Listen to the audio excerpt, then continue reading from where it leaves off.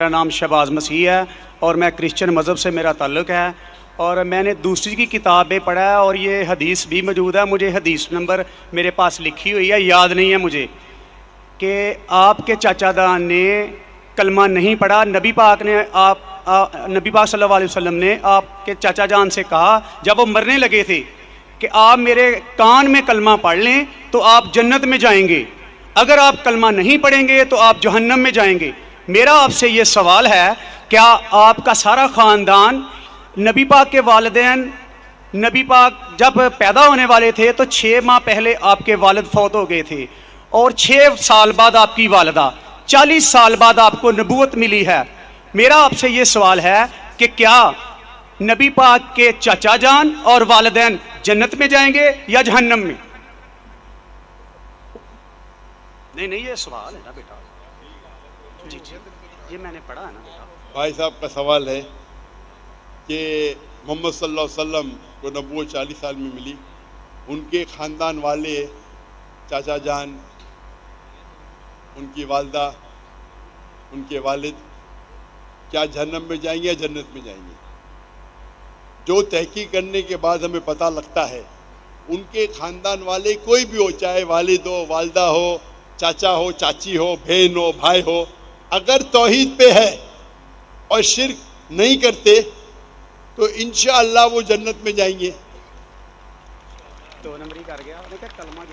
اللہ کے رسول کے آنے کے پہلے، اللہ کے رسول نبوت اعلان کرنے کے پہلے، اگر کوئی شخص اللہ پہ یقین رکھتا ہے، ایک اللہ کی عبادت کرتا ہے اور شرک نہیں کرتا ہے، اس ٹائم اللہ کے رسول نے نبوت کا دعویٰ نہیں کیا تھا، تو نبوت ضروری نہیں تھی کہ محمد صلی اللہ علیہ وسلم پہ ماننا جنت میں جانے کے لیے. اس وقت آپ کو ماننا چاہیے کہ اللہ ایک ہے، اللہ کے ساتھ کسی کو شریک نہیں کرنا چاہیے.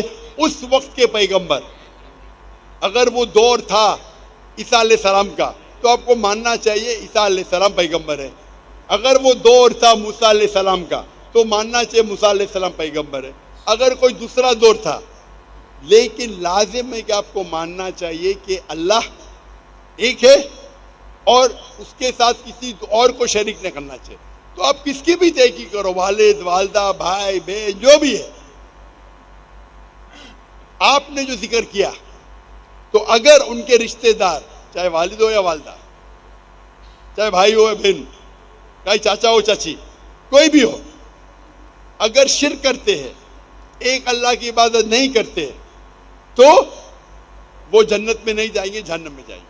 آپ نے جو کہا، ایک حدیث کا ذکر کیا، آپ کو حوالہ نہیں پتا تھا، کیا ان کے چچا، آپ صحیح فرماتے ہیں، ان کے چچا ابو طالب،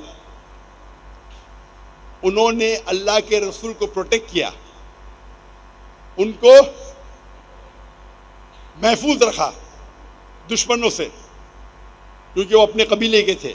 لیکن وہ یہ نہیں مانتے تھے کہ اللہ ہی کے اور اللہ کے رسول محمد صلی اللہ علیہ وسلم کے پیغمبر ہیں، لیکن اپنے جان سے بڑھ کر ان کی حفاظت کی.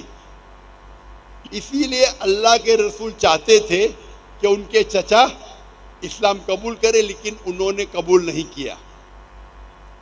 آپ کا کہنا ہے کیا وہ جنت میں جائیں گے؟ نہیں، کیونکہ انہوں نے اسلام نہیں قبول کیا.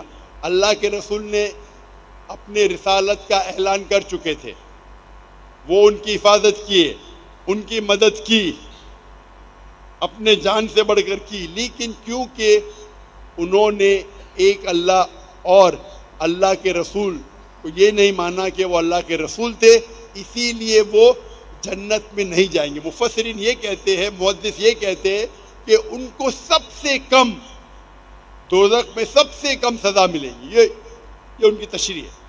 لیکن کیونکہ وہ اللہ کے رسول کے پیغام کو ایکسیپٹ نہیں کیے، وہ نہیں مانتے تھے کہ محمد صلی اللہ علیہ وسلم اللہ کے رسول ہے، اسی لیے وہ جہنم میں جائیں گے.